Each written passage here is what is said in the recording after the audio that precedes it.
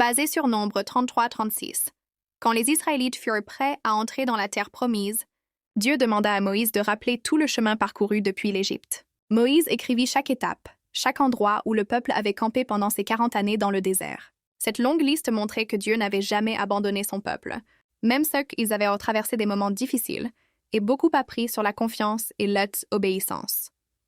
Ensuite, Dieu donna à Moïse les dernières instructions. Il fallait chasser les idoles et détruire les autels des faux dieux pour que la terre promise soit un lieu pur et réservé au Seigneur.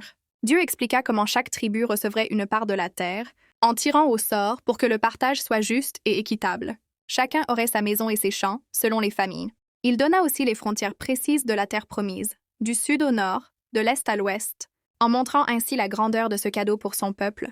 Dieu prescrivit que la tribu des Lévites reçoive 48 villes au sein des autres tribus. Ils seraient partout pour enseigner la loi, rendre service et rappeler la présence de Dieu. Parmi ces villes, 6 seraient des villes de refuge. Elles protégèrent toute personne qui avait blessé quelqu'un par accident, le temps qu'un vrai jugement soit rendu. C'était une leçon de justice mais aussi de miséricorde. Chez Dieu, chacun peut être entendu avec équité. Enfin, Dieu rappela à elle l'importance du respect des lois et des familles.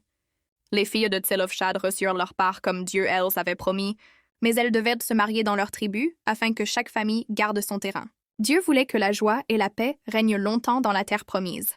Arrivé au seuil de ce pays merveilleux, le peuple pouvait regarder en arrière et voir la main fidèle de Dieu. Leur aventure dans le désert prenait fin, mais une vie nouvelle commençait, remplie de promesses et de responsabilités. Morale. Dieu guide chaque étape de notre vie et nous apprend à vivre dans la justice, la paix et l'amour des autres. Quand nous lui faisons confiance, il nous conduit vers un avenir plein d'espérance. Prière. Seigneur, merci de m'accompagner à chaque étape de ma vie. Aide-moi à vivre dans la paix, le respect et la reconnaissance pour tout ce que tu me donnes. Amen. S'il vous plaît, partagez cette vidéo puis abonnez. Merci.